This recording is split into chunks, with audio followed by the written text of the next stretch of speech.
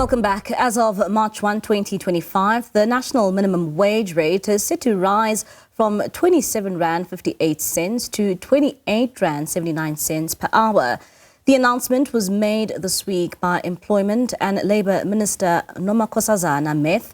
The department ascribed the increase to the rise in inflation and stated that it applies to all workers, including farm and domestic workers. The government is fairly short of money, that the unemployment rate unofficially is about 42%, and that therefore those people who are earning money, whatever the income is, should regard themselves as being fortunate in actually having a job that they can actually earn money with. What this 4.4% increase does is simply keep those who were earning the minimum wage on the same level in terms of what they can access in terms of goods and services, as was the case last year. If there hadn't been this adjustment, then surely if people were receiving the same minimum wage last year and then this year they would be a little worse off, because overall prices have gone up by 4.4%. So all this does is adjust for that, so as to keep them on the same real level. But you also have to think of the 42% of those who don't even have a job and who would do anything to have this 5,000 Rand per year, per month income that is implicit in the minimum wage. To weigh in on this a bit more further, we're now joined by Cosatu Parliamentary Coordinator Matthew Parks, and he joins us now via our video link. Matthew, thank you so much for your time this evening here on SABC News. I mean, this new minimum wage, which is set to kick in from next month, surely it is good news for workers. Good evening. Thank you for having us. No, we're pleased with it. It is good news for workers. It's good news for the 6 million workers who earn within the minimum wage range. Those are overwhelmingly farm workers, domestic workers, cleaners, security guards, workers at petrol stations, at construction sites, at restaurants and hospitality. It means extra money in those workers' pockets to help them take care of their families. It means that their wages can keep pace with inflation. So it's an inflation plus 1.5% increase. This also means that they can spend more money in the economy, which helps to stimulate the economy. It helps to keep businesses open, because when workers have money, they buy the goods that these companies produce. And that also helps those companies to pay their own workers as well. So it's a positive intervention. And I think we're quite pleased that, we had proposed a CPI plus 3% increase. Obviously, that was a negotiating starting point, but we're pleased that the Minimum Wage Commission managed to achieve consensus on this, which is not often the case. And also that since the minimum wage has come into effect in 2019, we've managed to increase by nearly 50%. So we're beginning to help reduce the wage gap, to help reduce poverty and inequality levels, and help put more money into workers' pockets. And you'll remember that not so long ago, we had farm workers getting paid as little as 6 Rand an hour. From the 1st of March, it's almost 29 Rand an hour. So that's extra money to workers' pockets, because not long ago, those workers would take about 2 hours to afford to buy a loaf of bread. Now, within an hour, they could buy 2 loaves of bread in essence. So it's beginning to uplift workers. There's still much more work that needs to be done, but these are steps in the right direction. Yeah, and of course, when we talk about minimum wage in this country, there's also the conversation around the living wage.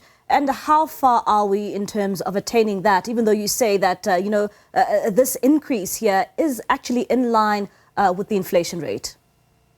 So the two are, slightly different but complementary objectives. The minimum wage is the level below which no employer can legally pay somebody, the absolute minimum. It's not a living wage. Living wage is really a target that we must campaign and push for. And the minimum wage, takes you to about 5,000 Rand a month, depending on how many hours you work. A living wage is roughly estimated to be about 9,500 Rand, so almost double. It's something that the Minimum Wage Commission is looking at to see over the medium term, how can they try to move towards that target? How can they narrow the gap, etc.? But we also look at what are the other measures we can put into place, because the economy is struggling. It has a 42% unemployment rate, worse for young people. We've got very slow economic growth rates and so forth. So how do you try to reinforce and complement on the side as well? And one of the key issues there is actually the social wage, where you have, through government subsidies, a social security net for about 27 million South Africans. We have subsidized public transport in the form of trains or buses. We've got public housing available for people who can't afford it, NSFAS for families who also can't afford it, free basic education in our township schools, the school meals, etc. So you try to reinforce and complement, but there is still a need to see how can you improve it. Parliament also passed last year the Companies Amendment Act, which requires listed companies on the stock exchange, as well as state-owned companies, to also disclose the wage gap between the top earners and the bottom earners, as well as to say what do they specifically pay those top and bottom earners, to try to also nudge companies too to begin to also reduce the wage gap, because the law can do so much, but companies also need to embrace the spirit of a living wage because it benefits the companies and the economy too. If workers can't afford transport to get to work and they have to walk hours to get there, they will arrive exhausted. They won't be productive. And likewise, a worker who can't afford the food or the medication or the clothes or the housing to keep healthy also won't really be productive. And if workers earn peanuts, then who exactly is going to buy the goods, the clothes, the food, the cars, the furniture the economy produces as well? So it's in everybody's interest to begin to reduce the part of wage gap, to move towards paying all workers a living wage, because that makes economic sense. And that's also the economic model that's successful industrial economies like the United States, like Europe, like Brazil, Japan, China, and other countries have done. Pay people a living wage, and the economy will reap the rewards afterwards. And what does this increase for the minimum wage mean for our workers in terms of improving their everyday lives? Look, so the Act itself requires the Minimum Wage Commission and government to adjust the minimum wage annually to protect it from inflationary erosion, to ensure it retains its poverty alleviation. So it is a critical victory for workers. We can't afford to see it not be increased like some persons had wanted to do. So it helps workers to keep pace with inflation, but it's only one part of the conversation. Often we forget that inflation hits workers, working class families the hardest, because the goods that workers spend the money on, whether it's electricity or transport or food, and so on, often those have got a higher inflation rate. But for us, it's a minimum intervention is to protect it and make sure it retains its impact. But it is a positive increase. And the fact that we have managed since 2019 to increase the minimum wage basically by 50%. We've also managed to equalize farm workers who originally were pegged at 90% of the minimum wage and domestic workers who were pegged at 75% of the minimum wage. We managed to equalize them as well. So that does make a huge difference.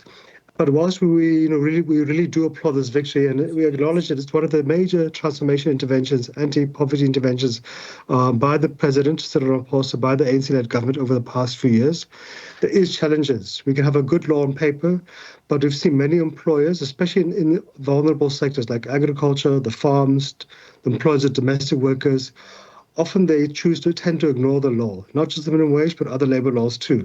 So there is a need for us as trade unions, working with government, working with organized business, to really crack down on these employers to make sure that all workers enjoy the hard-won legal and constitutional rights. But nonetheless, we welcome this progress. And we also acknowledge that, look, with all laws, there is always a transition. There is always those persons who choose to ignore laws. And that just means you have to work harder as trade unions, as Cosatu, to really make sure that workers are protected, they're aware of their rights, and they're able to expose those employers who break the laws. And what are your members and workers saying when it comes to this latest increase that kicks in next month? No, look, by and large, the feedback has been positive. I think they're quite keen to see it come into effect. There's always tough negotiations. But I think workers have appreciated it. And in fact, when workers have seen it being undermined, there's been a lot of anger. This has been a critical victory for Cosatu. It's one that Cosatu and our affiliates struggled for many, many years. It's actually part of the Freedom Charter. So this has been a huge victory, which is extremely popular with workers, especially those who are vulnerable. And often you find many of these workers are not even organized. Most domestic workers, most farm workers, most taxi drivers, most waitresses, construction workers are often not organized. So this is a way to try to intervene, to say, yes, you may not belong to a trade union, but we're still going to see how to protect you. And we have done that through intervening with Parliament to put into place a law with the support of the ANC at Parliament to really make sure that we extend protections to all workers. So it's a critical intervention. But I think the frustration point for most of our members in these sectors has been a lot of employers who choose to continue to break the law. So I think we've got to do better on that front. But we had also amended the Employment Equity Act last year, which requires that when companies do business with the state, they have to have a compliance certificate from the Department of Employment and Labour to confirm that, yes, they're in compliance with the Employment Equity Act, but also the Minimum Wage Act as well.